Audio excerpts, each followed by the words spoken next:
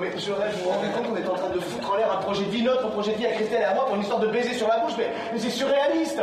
On se croirait dans une secte catholique au fin fond d'une campagne au 19e siècle, là, c'est pas possible. Pourquoi être évolué, c'est séduire toutes les sœurs d'une même famille? On a tous eu une vie avant, non? On va pas se mettre à la passer au microscope. La question essentielle aujourd'hui, c'est de savoir qu'est-ce qu'on veut faire, toi et moi, de notre avenir. C'est pas le passé qui est important, merde. Tu peux peut-être me dire qu'il y a eu quelque chose aussi avec Nathalie, c'est ça? Et pourquoi tu me demandes ça? Je viens de te dire qu'il s'est jamais rien passé avec elle. Mais vas-y, demande-lui si tu veux. Pourquoi tout ça m'arrive aujourd'hui?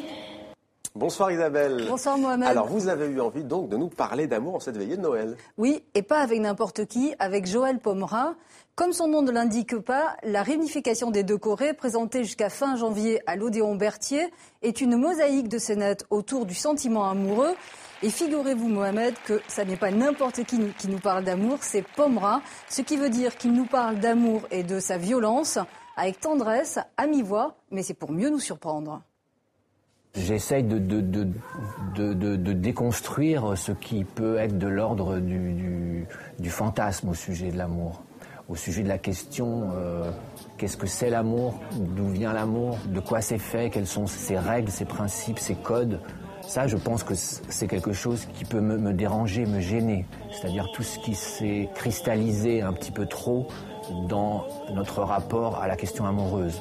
Donc évidemment, je m'amuse à déconstruire des choses. Mais c'est pas pour ça que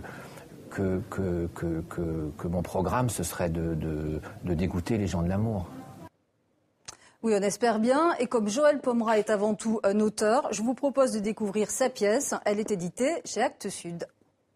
Un autre livre peut-être Isabelle? Non, ce sera pour non, tout à l'heure. Non, ce sera pour plus tard. Patience. Ne brûlons pas les étapes. Isabelle. Coup de cœur maintenant 2014 du Festival du film de Locarno en Suisse. C'est Fidelio, l'Odyssée d'Alice. C'est signé Lucie Borlotto. Oui, alors Alice est mécanicienne dans la marine marchande. Elle est la seule femme à bord, ce qui ne semble pas la troubler outre mesure, jusqu'à ce qu'elle découvre que le capitaine n'est autre que son premier amour, Lucie Borlotto, Ariane Labed, deux noms de femmes à retenir. Alice a 30 ans, elle est marin. Elle embarque comme mécano de la marine marchande à bord du Fidelio.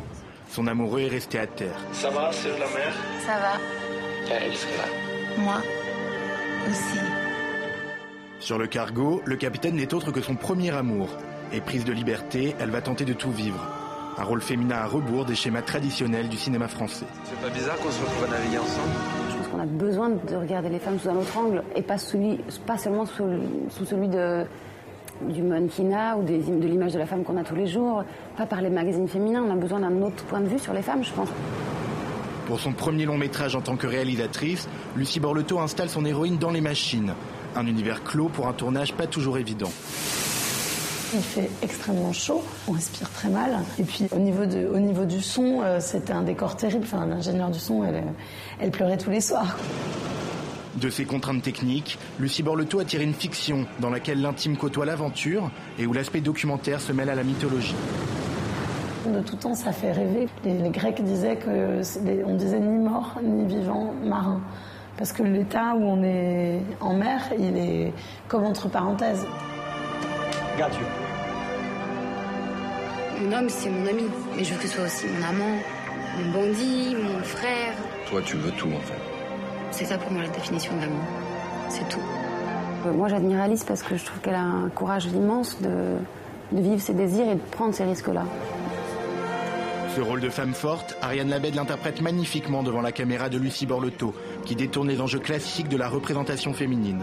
Alice, elle est en quête d'elle-même, et quand on me demande si elle est fidèle, je dis, ou qu'on me dit, elle est pas très fidèle, je dis, elle est fidèle à elle-même, en fait, c'est déjà pas mal. Voilà. Un beau film, non pas féministe ou engagé, mais tout simplement libre. Signé Jean-Baptiste Viau. Au programme également l'atelier, Isabelle, de recherche et de création du mobilier à Paris qui fête ses 50 ans.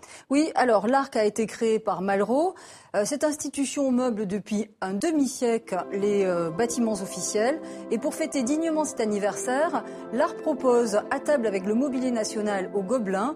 Cette exposition fait la part belle aux créateurs français et à l'un de ses pionniers, Pierre Paulin. Pierre Paulin, qui refusait ce terme de créateur, revient pour nous sur la naissance du design tricolore. Je ne crée pas. Oui. Je ne crée pas. Je conçois, j'aménage, je dessine. Puis même le terme designer qui avait un véritable sens a été tellement dévoyé. Le président Pompidou m'a demandé de faire une action pour donner une image plus moderne de ce qu'on pouvait faire en aménagement intérieur en France.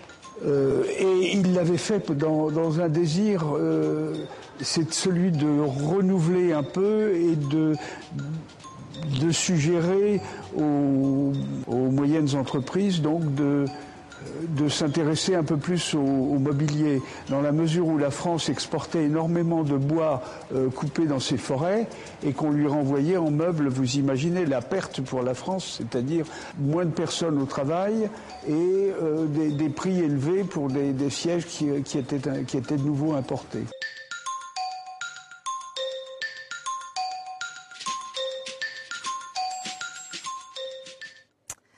Et si, comme moi, Mohamed, vous tenez Pierre Paulin pour l'un des plus grands, Pierre Paulin, il est mort en 2009, mais il est sorti cet ouvrage. Donc, Pierre Paulin, L'homme et l'œuvre, c'est un très très beau livre de Nadine Descendre. Il est paru chez Albin Michel. Et comme c'est Noël, Mohamed, je vous l'offre. Merci beaucoup, Isabelle. Tiens, je vous offre Sacrée Révolution, moi, à mon tour. Voilà. Merci. Un cadeau chacun. Merci à vous, Isabelle, pour cette première chronique culture dans 64 minutes Le Monde en français.